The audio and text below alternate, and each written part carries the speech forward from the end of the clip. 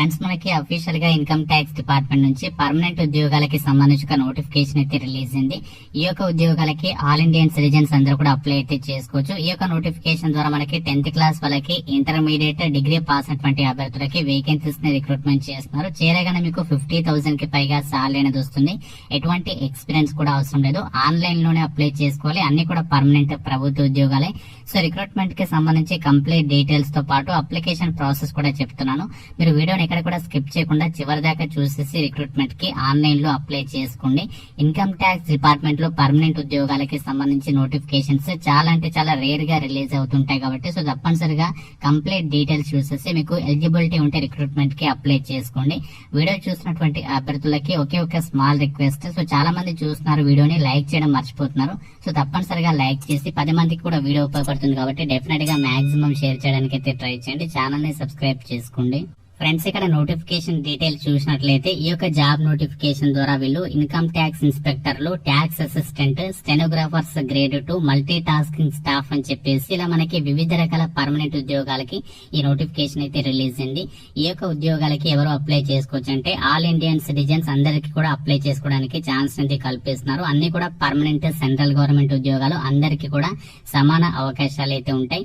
Male and female అందరు కూడా ఇక జాబ్స్ కి సంబంధించి అప్లై అయితే చేసుకోవచ్చు. ఈ యొక్క నోటిఫికేషన్ ద్వారా వీళ్ళు రిక్రూట్మెంట్ చేసినటువంటి జాబ్స్ కి సంబంధించి ముందుగా మీకు ఎడ్యుకేషనల్ క్వాలిఫికేషన్స్ అయితే చెప్తాను.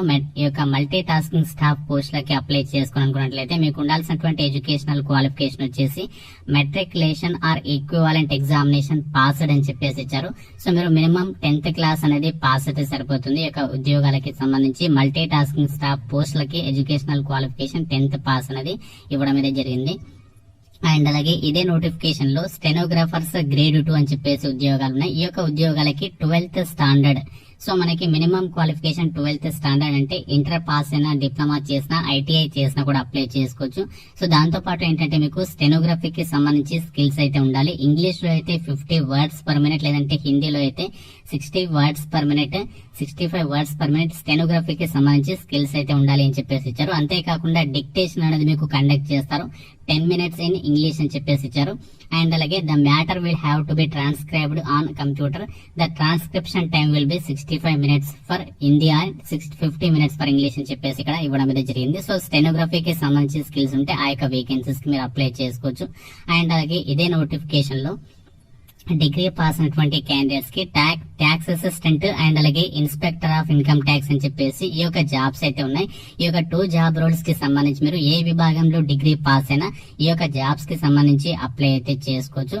ఇక్కడ ట్యాక్స్ అసిస్టెంట్ పోస్టులకి అప్లై చేసుకోవాలనుకున్నట్లయితే మీకు డేటా ఎంట్రీకి సంబంధించినటువంటి టైపింగ్ స్కిల్స్ అయితే ఉండాలి అని చెప్పేసి ఇక్కడ జాబ్ డీటెయిల్స్ లో అయితే మెన్షన్ చేశారు. Having a data entry speed of 8,000 key depressions per hour with following cut off error percentage in data entry speed test అని చెప్పేసి ఇచ్చారు. ఇన్స్పెక్టర్ ఆఫ్ ఇన్కమ్ ట్యాక్స్ పోస్టులకి అయితే మాత్రం జస్ట్ మీరు ఏదైనా విభాగంలో డిగ్రీ అనేది పాస్ అయితే సరిపోతుంది. బీటెక్ చేసినా, బీఫార్మసీ కంప్లీట్ చేసినా కూడా ఈ యొక్క పోస్టులకి సంబంధించి మీరు అప్లై అయితే చేసుకోవచ్చు.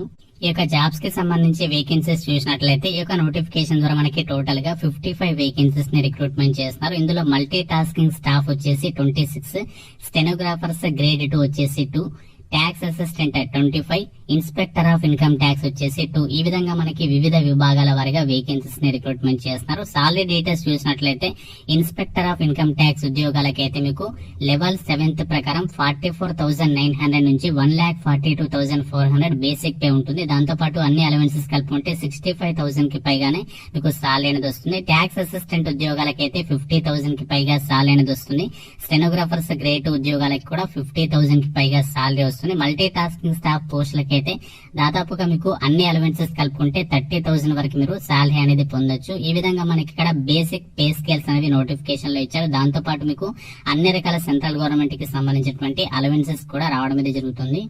ఈ జాబ్స్ కి అప్లై చేసుకోవడానికి మీకు ఉండాల్సినటువంటి ఏజ్ లిమిట్ విషయానికి వచ్చినట్లయితే ఇన్కమ్ ట్యాక్స్ ఇన్స్పెక్టర్ కి సంబంధించినటువంటి వేకెన్సీస్ కి అప్లై చేసుకోవాలనుకున్నట్లయితే మీకు మినిమం ఏజ్ వచ్చేసి అన్ని పోస్టులకి 18 years అయితే ఉండాలి. మాక్సిమం ఏజ్ వచ్చేసి ఇన్కమ్ ట్యాక్స్ ఇన్స్పెక్టర్ పోస్టులు అయితే 30 years, ట్యాక్స్ అసిస్టెంట్ అండ్ అలాగే స్టెనోగ్రాఫర్స్ గ్రేడ్ 2 అయితే 27 years, మల్టీ టాస్కింగ్ స్టాఫ్ పోస్టులు అయితే మాత్రం 25 years లోపు అప్లై చేసుకోవడానికి ఛాన్స్ అనేది ఉంటుంది. అంతేకాకుండా మనకి క్యాస్ట్ వరకు కూడా ఏజ్ రిలాక్సేషన్స్ అనేవి అప్లికబుల్ అవుతాయి అని చెప్పేసి నోటిఫికేషన్ లో అయితే ఇవ్వడం అయితే జరిగింది.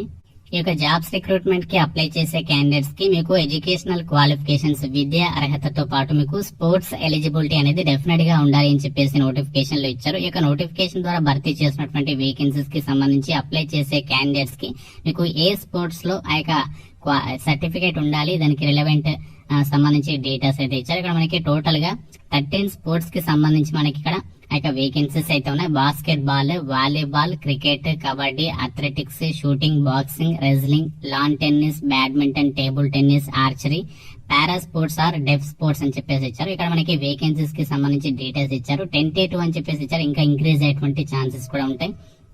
ఈ యొక్క విభాగాల్లో మీకు ఏదైనా విభాగంలో స్పోర్ట్స్ సర్టిఫికేట్ అనేది డెఫినెట్ గా అయితే ఉండాలి. ఆ యొక్క స్పోర్ట్స్ సర్టిఫికేట్ అనేది మీకు నేషనల్ వైడ్ గా గానీ, లేదంటే ఇంటర్నేషనల్ కాంపిటీషన్ లో గానీ, లేదంటే ఇంటర్ యూనివర్సిటీ టోర్నమెంట్స్ కి సంబంధించి గానీ, లేదు అంటే మీరు ఇక్కడ మనకి మెన్షన్ చేశారు ఆల్ ఇండియా స్కూల్ ఫెడరేషన్ కి సంబంధించి, అంటే మనకి స్కూల్ లెవెల్లో గానీ, మీకు మండల్ లెవెల్లో గానీ, డిస్ట్రిక్ట్ లెవెల్లో గానీ ఉంటే సరిపోతుంది. మీకు ఎక్కడ ఉన్నా దానికి సంబంధించి ఏంటంటే వీళ్ళు ప్రిఫరెన్సెస్ ఆర్డర్ అనేది మెన్షన్ చేస్తారు. ఆ ప్రిఫరెన్సెస్ ఆర్డర్ ప్రకారం మీకు సెలక్షన్ అనేది చేయడం అనేది జరుగుతుంది. కాకపోతే ఏంటంటే మనకి నోటిఫికేషన్ లో ఇచ్చినటువంటి ఏదైతే 13 స్పోర్ట్స్ ఉన్నాయో ఇందులో మీకు ఏదైనా విభాగంలో ఆ యొక్క స్పోర్ట్స్ సర్టిఫికేట్ అనేది డెఫినెట్ గా అయితే ఉండాలి. క్వాలిఫికేషన్ తో పాటు ఈ యొక్క స్పోర్ట్స్ ఎలిజిబిలిటీ కూడా ఉండాలి. సెలక్షన్ ప్రాసెస్ విషయానికి వచ్చినట్లయితే ఈ యొక్క ఉద్యోగాలకి సంబంధించి సెలక్షన్ ప్రాసెస్ లో భాగంగా మీకు ఎటువంటి ఎగ్జామినేషన్ అయితే కండక్ట్ చేయలేదు. కేవలం మీకు ఉన్నటువంటి స్పోర్ట్స్ ఎలిజిబిలిటీని బట్టి టోటల్ గా మనకి 100 మార్క్స్ కి సంబంధించి సెలక్షన్ అనేది చేస్తున్నారు. అది ఎలా అంటే మనకి ఉన్నటువంటి సర్టిఫికేట్ ని బేస్ చేసుకుని మీకు వచ్చినటువంటి అవార్డ్ ని బట్టి మనకి ఇక్కడ మార్క్స్ అనేవి కేటాయించడం అనేది జరుగుతుంది. సో టోటల్ గా మనకి ఒక స్పోర్ట్స్ ఎలిజిబిలిటీకి సంబంధించేమో 70 మార్క్స్ అనేవి కేటాయిస్తారు. అందులో మనకి ఇక్కడ ఎలా కేటాయిస్తారంటే మీకు ఉన్నటువంటి సర్టిఫికేట్ అనేది ఏ కాంపిటీషన్ లో వచ్చింది అండ్ అలాగే మీకు ఎన్నో పొజిషన్ వచ్చింది దాన్ని బేస్ చేసుకుని మార్క్స్ అనేవి కేటాయిస్తున్నారు. International competition, national competition, inter university tournaments, national లేదా sports or games for school అని చెప్పేసి, అంటే మనకి స్కూల్ లెవెల్లో గానీ, ఫిజికల్ ఎఫిషియన్సీ డ్రైవ్ లో గానీ మీకు ఉన్నటువంటి సర్టిఫికేట్ ఉంటుంది కదా. సో దానికి సంబంధించి నోటిఫికేషన్ లో ఫార్మ్స్ కూడా ప్రొవైడ్ చేయడం అనేది జరిగింది. 1, 2, 3, 4, 5 అని చెప్పేసి మెన్షన్ చేశారు కదా. నోటిఫికేషన్ లో ఆ యొక్క ఫార్మ్స్ అయితే ఉన్నాయి. మీరు డౌట్స్ ఉంటే మీరు నోటిఫికేషన్ లో కూడా డౌన్లోడ్ అయితే చేసుకోవచ్చు. అయితే ఇక్కడ మనకి మార్క్స్ అనేవి ఎలా కేటాయిస్తారంటే స్పోర్ట్స్ ఎలిజిబిలిటీకి ఏమో టోటల్ గా 70 మార్క్స్ ఇవ్వడం అయితే జరిగింది. ఇందులో మీకు వచ్చినటువంటి సర్టిఫికేట్ ఏంటి, ఎన్నో పొజిషన్ వచ్చింది, దాన్ని మీకు ఎన్ని మార్క్స్ కేటాయించాలని చెప్పేసి చెక్ చేస్తారు. సో ఆ విధంగా మీకు అందులో వచ్చినటువంటి మార్క్స్ ప్రకారం ఆ యొక్క ఫస్ట్ సెలక్షన్ చేస్తారు. దాని తర్వాత ట్రయల్ టెస్ట్ ఉంటుంది. అంటే మీకు ఏదైతే స్పోర్ట్స్ సర్టిఫికేట్ ఉంటుందో సో దానికి రిలేటెడ్ గా మీకు అందులో ట్రయల్ టెస్ట్ అనేది నిర్వహిస్తారు. 30 మార్క్స్ కి అయితే ఉంటుంది ఈ యొక్క ట్రయల్ టెస్ట్ అనేది.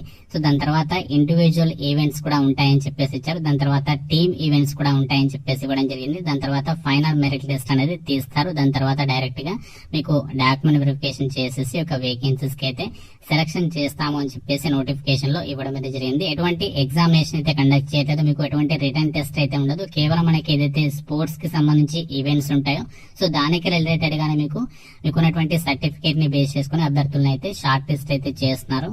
ఫ్రెండ్స్, రిక్రూట్మెంట్ కి సంబంధించి ఇంపార్టెంట్ డేట్స్ విషయానికి వచ్చినట్లయితే ఆన్లైన్ లోనే అప్లై చేసుకోవాల్సి అయితే ఉంటుంది. అఫీషియల్ వెబ్సైట్ లింక్ అనేది మీకు డిస్క్రిప్షన్ లో అండ్ అలాగే కామెంట్ సెక్షన్ లో అయితే ప్రొవైడ్ చేస్తాను. ఆ లింక్ మీద క్లిక్ చేసి రిక్రూట్మెంట్ కి సంబంధించి అప్లై అయితే చేసేసుకోవచ్చు. ఇక్కడ మనకి అప్లై చేయడానికి మాత్రం ఎటువంటి అప్లికేషన్ ఫీ అయితే లేదు.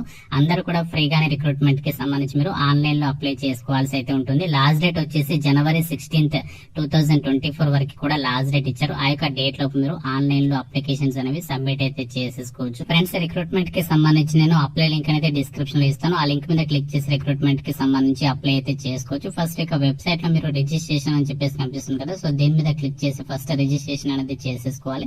సో రిజిస్ట్రేషన్ చేసుకున్న తర్వాత మీకు ఇక్కడ లాగిన్ అని చెప్పేసి కనిపిస్తుంది కదా. సో లాగిన్ మీద క్లిక్ చేసి ఆన్లైన్ లో అప్లై చేయాల్సి అయితే ఉంటుంది. సో ఇలా మనం ఈ జాబ్స్ కి సంబంధించి మీరు ఫస్ట్ రిజిస్ట్రేషన్ ప్రాసెస్ అనేది కంప్లీట్ చేసి లాగిన్ మీద క్లిక్ చేసి అప్లై అయితే చేయాలి.